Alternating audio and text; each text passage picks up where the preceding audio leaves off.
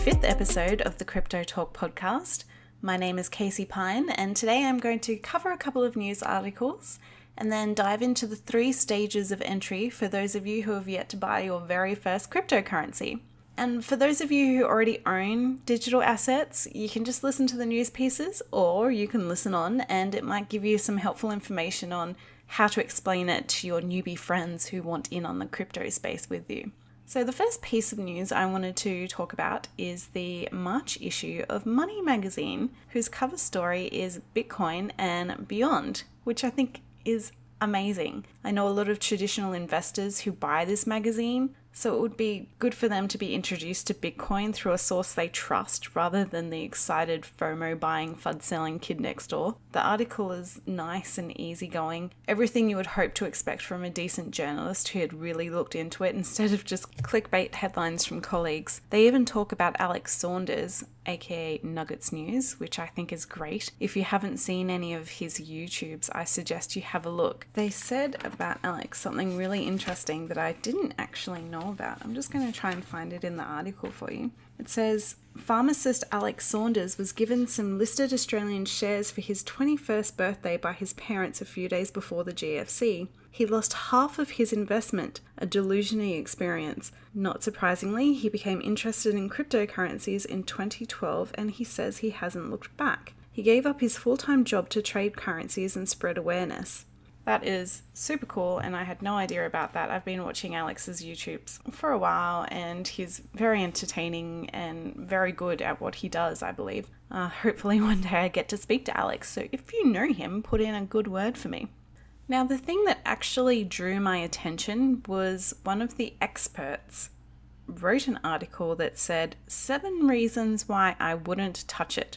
This was written by Sam Henderson, who is the financial guru on Network 10's award-winning The Project and can be seen as host of Foxtel's Sky News business program Your Money, Your Call.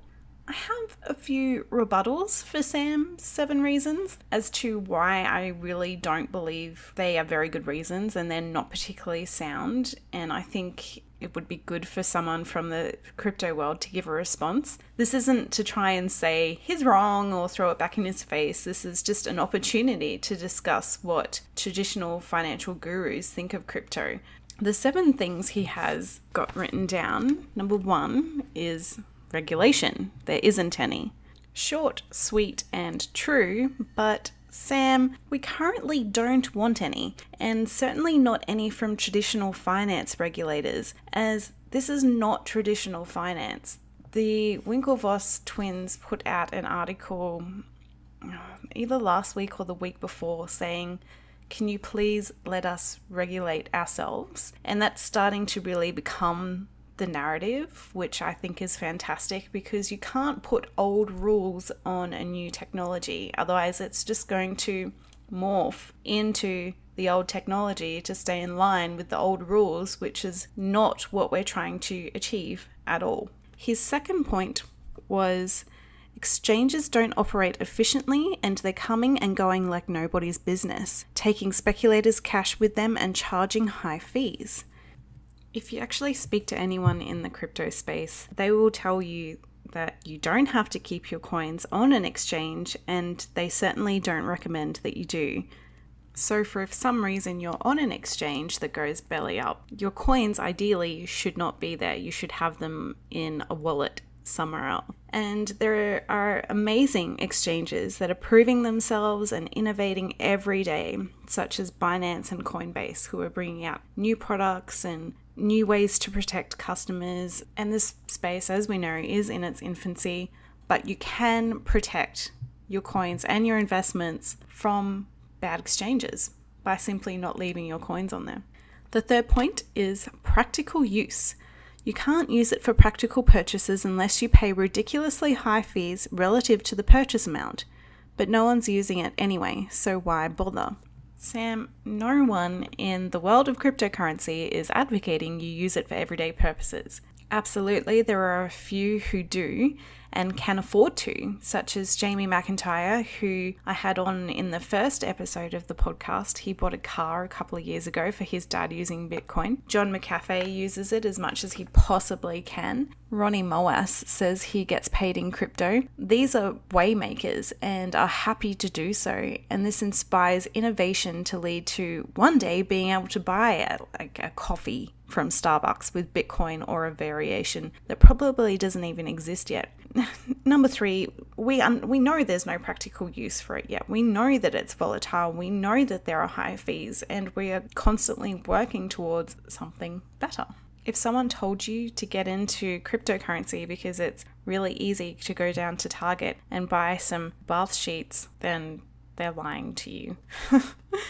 Number 4, he said anonymity. Did I just really say it like that? Anonymity. I feel like Nemo trying to say anemone. Anonymity. The creators and the many holders and purchasers of Bitcoin and other currencies are anonymous, and this opens itself up to black market usage. That's really weird because I really have no idea how people actually bought drugs and guns and hired hitmen before cryptocurrency came around. Was the world amazing and did that never happen?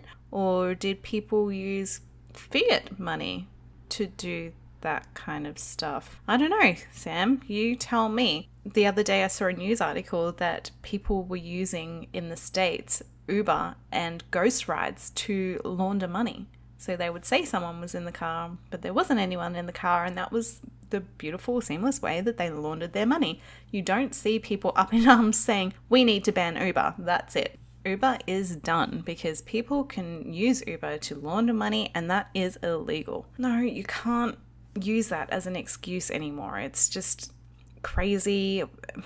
There are bad people in the world, and they are going to find a way to buy guns, to buy drugs, to do illegal things. So this isn't a new problem. People have been doing it for years, well before cryptocurrency came along, and you didn't see people saying, let's ban fiat currency because that's how they pay for black market goods and services. And I'm certainly not denying that people have bought black market goods and services with Bitcoin. We've had plenty of stories come out of people saying that they've bought stuff on the black market and checked their leftover Bitcoin a couple of years later and it's worth a small fortune. I think they're less likely to use Bitcoin on the black market now because it's so volatile and people are really starting to see the value in it as a store of value instead of a actual exchange currency. I don't know. Or people might just keep buying drugs with it. But you can't use that as an excuse to say that something is bad. Point number 5, volatility and liquidity. The volatility is phenomenal lately, with 20% movements in a day. I know you'll argue that the price has risen 20-fold in 6 months, but it's purely speculation. It also lacks liquidity, meaning huge swings in price will be experienced. Yes, he is 100% spot on. No one will deny that, I don't think, because the numbers don't lie. But volatility exists because it's a new space. People are still innovating and educating themselves on the tech, and there are many of us who invest in coins because we believe Bitcoin is revolutionary. We don't think of it as a get-rich-quick scheme, so we don't mind the volatility. While it can be annoying to watch uneducated people jump into the space and buy coins out of FOMO, wanting a Lambo, and it's just the current nature of the technology because it is in its infancy and there are so many people that believe in it. That's why we invest in it and we understand the volatility. If you are not educated in the space, don't invest. Or find someone who is educated in the space that can help educate you or educate yourself. Like, there's just so much information out there and it is such a wonderful community that if you ask a question, people are excited to tell you the answer, trust me. But volatility is definitely something that we have to put up with at this point in time. Number 6. Hackers. Being computer generated and unregulated, the chance of being hacked is high and security is a major concern. All I can say to that is don't keep your money on exchanges and educate yourself on how to get and use a wallet. YouTube is fantastic for that. or hire someone to help you. The thing about cryptocurrency and digital assets is that you are 100% responsible for your money. You're the bank, you're the bank manager, you're the teller, you're the ATM, you're everything. It's all about you taking responsibility for your money. Some people can handle the responsibility, others can't so much. If you need help, you can hire people, you can educate yourself on it. It actually makes me laugh when people say, oh, but the hackers are very real, but they exist in any digital space. Your email can be hacked into, your whole identity can be stolen, and there are always ways and means to protect yourself. So learn how to protect yourself and your digital assets online. His last point is inflation. Like a Zimbabwean currency, the level of inflation has rendered it useless and untrustworthy in the near term. This actually really surprises me from a financial guru, as my understanding is that Bitcoin actually gains value by deflation, not inflation. There are a finite amount of Bitcoins, 21 million to be exact. This is part of why Bitcoin has such a cult following, because it is not a bank printing as much money as they like, which in turn can make the currency completely useless, which is the Zimbabwean example you're using, Sam. So Bitcoin isn't inflation, it's deflation.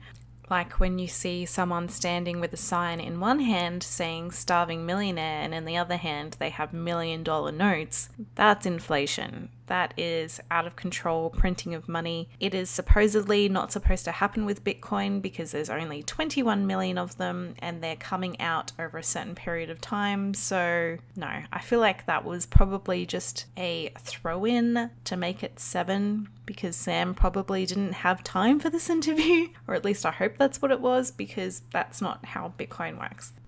So they are Sam's 7 reasons why he wouldn't touch Bitcoin, and my 7 rebuttals as to why you should speak to someone in the know and educate yourself before basically investing or commenting on the space. You'd rather someone like Sam Henderson say, I'm sorry, I can't comment on this because I don't know enough. But you don't see that happening, and it's specifically probably because they have to protect their own reputation, because if this stuff does take off, then they can't be seen as not being in the know. Who knows?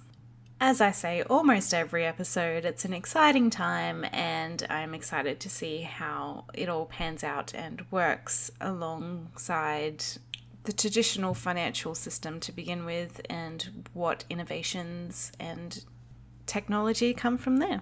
The next 2 pieces that I wanted to talk about aren't necessarily news, but it's basically just food for thought. And I'll get through them pretty quickly because I spent the first 12 and a half minutes talking about Sam's 7 reasons why. The first one I wanted to touch on was yesterday. I don't know if you guys listened to it, but the Bad Crypto podcast, which is a fantastic podcast, and if you have not listened to it, cannot recommend it enough. Joel Comm and Travis Wright are hilarious. Their podcast leaves mine for dead, which is pretty obvious. But they have been in the game a long time and they know their stuff, they know how to entertain, and they know how to deliver news. And because they have been around for a while, they can interview amazingly massive people in the space. So yesterday on the show, they had none other than John McAfee, and it is a really, really good episode. I follow John McAfee on Twitter, just like anyone else in the crypto space really, but I haven't given him too much of my thoughts and attention. He is very controversial. I do like that he is not backwards in coming forwards about who he is. He seems to be pretty transparent and talks about buying hookers and cars with Bitcoin. He's the rebellious child of the cryptocurrency movement, which a lot of people respect him for. Listening to the interview yesterday, I found was really fascinating. He talks about how people shouldn't just look at it as a get-rich-quick scam because it's undermining everything that developers and innovators are trying to do, which was one of the many pieces of food for thought from that interview. But the most important one I found was that he knew who Satoshi Nakamoto was, and a whole bunch of people knew who he is, and they're never going to tell, which I was quite taken aback by, and so were the hosts.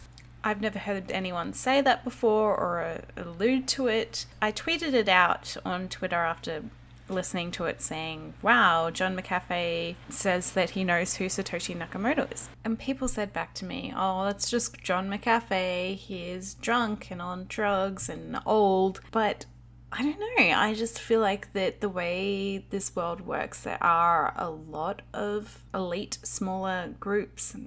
Not necessarily elite. Elite's probably the wrong word. But it's basically just operating on the need-to-know basis. And if John McAfee is part of that group, then I'm quite surprised, but I guess not at the same time. So I'd like to put it out there and just see what you guys think about John McAfee knowing who he is. He said that he's not an entity, he's a person, and there's a whole bunch of people that know who he is and he will never tell. For some reason, it just occurred to me that if you're listening to this, you might be new to Bitcoin and cryptocurrency. If you're wondering who on earth I'm talking about, Satoshi Nakamoto, he is the person who invented Bitcoin and the technology behind Bitcoin. No one knows who he really is. There was a man that came out in Australia called Craig Wright, I believe his name was, and he said, oh, it's me. That was disproved, and it turned out that it just wasn't him, and Craig Wright has gone very quiet now, I believe. But there's been countless articles written, there's been a documentary made, there's been people offering money to find out who he is. I believe there's been legal proceedings being brought against the so-called Satoshi Nakamoto to try and bring him out, and none of it has worked. So for me, that was some serious food for thought, because I'd actually never really thought about it like that before, that there might be a small group of people who actually knew who he was. So I would love to hear what you think. The last thing I want to talk about in regards to news/food for thought is a lady called Amanda B. Johnson, and some of you might have heard of her before, some of you might not. A friend of mine sent me her video. I had never heard of her before, but she has been around for years and is quite popular on YouTube talking about cryptocurrency. She seems to be a massive Dash advocate, and I will put the link to the video that I'm talking about in the description. In the video, she reminds everybody that is really panicking about the volatility at the moment and the dips, and when it rises a little and it quickly goes back down and it'll rise again and it'll go down again, all the people that are panicking, she is reminding them that we are still ahead of where we were on the 1st of November 2017. This is just another thing. Again, I didn't think about that. I'm not one to panic about these dips. I know why I'm invested in Bitcoin and other altcoins. I've stuck to the basic rule of don't invest more than you're willing to lose. So I'm happy, I'm fine. But you do see people panicking, and just to see her on the video, and actually went back onto CoinMarketCap and had a look at all the prices, and they're all up. They're above where we were in November. So we're still doing better than a mere 4 months ago, which is amazing. It just shows that it's steadily climbing. We will have these massive runs up as people come in and do the fear of missing out buying. And then you get all the uneducated people in the space where they panic, and when there's far door, fear, uncertainty, and doubt, they will quickly sell and lose money and get upset about losing money, and their mother who they convinced to get in and buy Bitcoin as well, she's lost money as well. So it hurts a lot of people when people rush in without having the first clue about what they're doing, which is fine if you're uneducated, but just do your best to educate yourself, listen to podcasts, read as many resources as you can, and if you have the means, hire someone to help you. There are people out there like me who help people get their foot in the door, and it's always better just spending that couple of $100 or that few hours to educate yourself really protects you in the future. So I highly suggest you do that. And thank you so much, Amanda, for pointing out to everybody out there that we are still doing better than the beginning of November last year. I'll link to the video in the show notes below. She's definitely worth a follow. She's funny and just another amazing woman in the space that you need to take advantage of what she's putting out there, because it's good stuff. Okay, now on to the final part of the podcast, which is for beginners, or a good way to help you as someone who's been in the space for a while to explain to your friends and family who are new to the space how they get into cryptocurrency.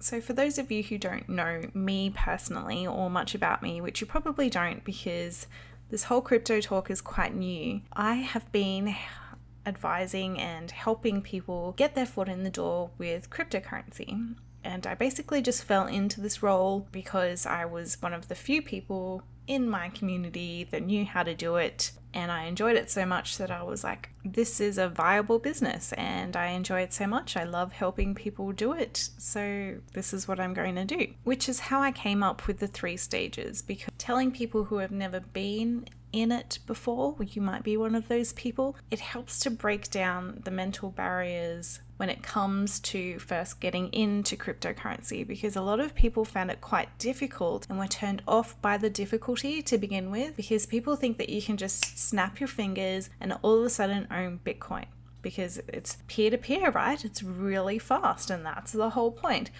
Getting in the door, though, is very similar to you wanting to buy shares on the ASX market. You can't just all of a sudden decide that you would like to buy shares in an Australian company and click your fingers and have 10,000 shares in your portfolio by the end of the day. It doesn't work like that. If you have never set up an account with a broker, it's going to take a little bit longer, and there is a process that you have to go through. And if you know the process, then it's a little less daunting and you're less likely to give up before you've started and bought your first digital asset. The first stage is getting verified. The verification process varies depending on the broker or exchange you sign up to and the volume of people trying to sign up. You're better off signing up when there isn't much news around crypto to avoid FOMO queues for entry.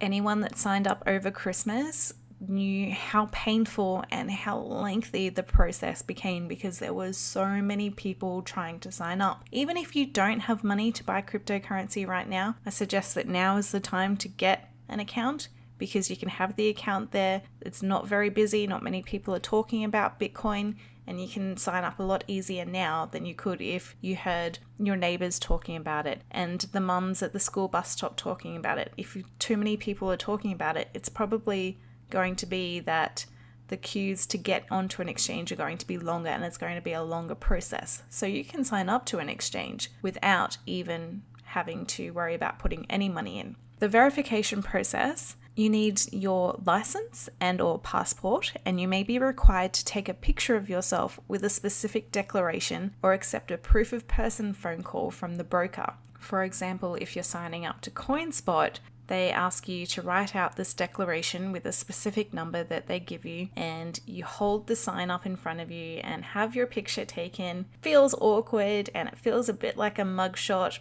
but this is what is required with KYC laws, which is Know Your Customer, which is enforced by our government, and this is law.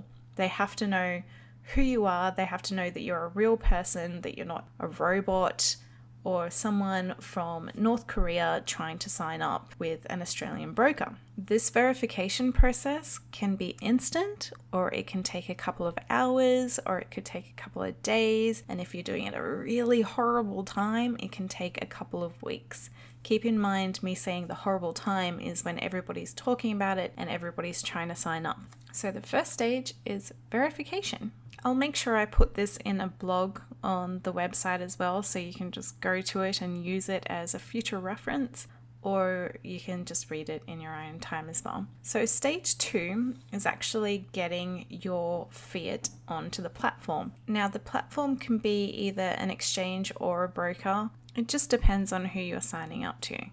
These 3 stages that I'm talking about are universal stages across all of the different exchanges and brokers, but they vary quite dramatically between some of them. But this is definitely the overview with the 3 stages. These are definitely 3 stages that you will have to go through, but all of them are different, so please keep that in mind. So getting your fiat onto the platform, and just a side note, for those of you who don't know what fiat is, it's just your Australian dollars, or if you're listening to this in another country, so you're in America, it's your US dollars.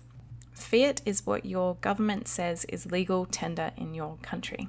And you will need to get some of your hard-earned dollars onto the platform to allow you to buy cryptocurrency. There are a couple of brokers, Coinbase for example, that will accept your credit card.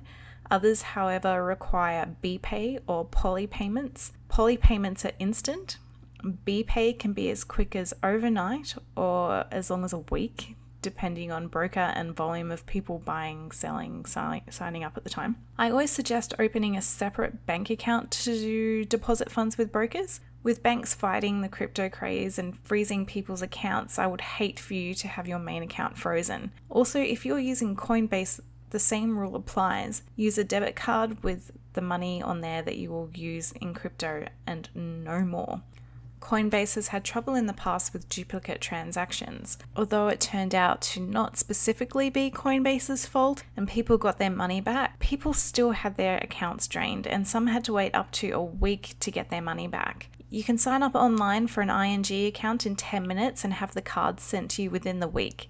It's much better to wait a couple of days for a crypto-specific use account than to have your whole livelihood frozen, because if you've got to feed the kids, if you've got to pay rent, and your bank account is frozen, that really sucks for you. So please use a completely different account when getting your money onto the platform. This will save you a lot of trouble and it's definitely worth protecting yourself this way. And for those of you who, just going back a bit, who are wondering what poly payments are, some people like to use poly payments, others don't. Poly payments is actually a payment platform used by, or owned by, Australia Post. And with poly payments, you actually put in your bank login account details into their system and they automatically withdraw the money, which is why it's instant. Some people like doing it, other people don't. A lot of people have already used poly payments and don't even know about it because I believe platforms like Sportsbet, the betting apps on your phone, they all use it. So it's completely up to you as to whether you use it or not. I personally use BPay. I also use a dedicated debit card for my crypto transactions. Please don't use a credit card that isn't a debit card. Don't get into debt trying to buy cryptocurrency. It just doesn't look like it ends well for people. This is the point where I have to say I'm not a financial advisor, because I'm not, but I'm just asking you to do everything you can to protect yourself in this space, because the more you protect yourself and the more you educate yourself, the less you have to worry about. Now we're up to stage 3. So stage 3 could literally be within half an hour of you starting this process, or it could be a week. I'll give you an example. Coinbase is super quick to sign up to. That could be within half an hour. You could have some Bitcoin in half an hour, but Coinbase only have 4 different digital assets that you can buy. They have Bitcoin, Bitcoin Cash, Ethereum, and Litecoin. Whereas if you use someone like CoinSpot, which is actually Australian, an Australian broker, there are many more digital assets to choose from, but their sign-in process is quite a bit longer. And CoinSpot are one of the ones that do a proof of person phone call, which you could receive in half an hour, 2 hours, a couple of days, a couple of weeks. Again, which is why I suggest that you sign up in a slow time like now. So stage 3 is buying crypto. Once you have your funds in your account, that's when the fun starts. If you haven't hired someone like me to help you with the process, please Google or YouTube or just look up anywhere, DuckDuckGo, how-to videos on the brokers or exchange that you're using. Watch a couple to understand how to use this specific platform, then buy away. Don't just click random buttons and hope for the best. Take 10 minutes to watch a tutorial. It will be worth it, trust me. The money you spend on hiring someone to help you or the time you take to learn about it is your protection. Again, education is protection. So just do the right thing, and there is so much information out there and you don't have to fumble your way through it and click this button, then click that button. Oh, that button didn't work. I'm going to click that button. Don't do that, okay? Because you're just You're asking for your funds to be lost. Take the time to learn or spend the money to get someone to help you. I cannot say that enough. So just a little recap. Our 3 stages are 1, getting verified, 2, getting your fiat into the platform, and 3, buying crypto. It sounds pretty simple, but as I said, it can vary from who you sign up to as to how long it can take. But now you know.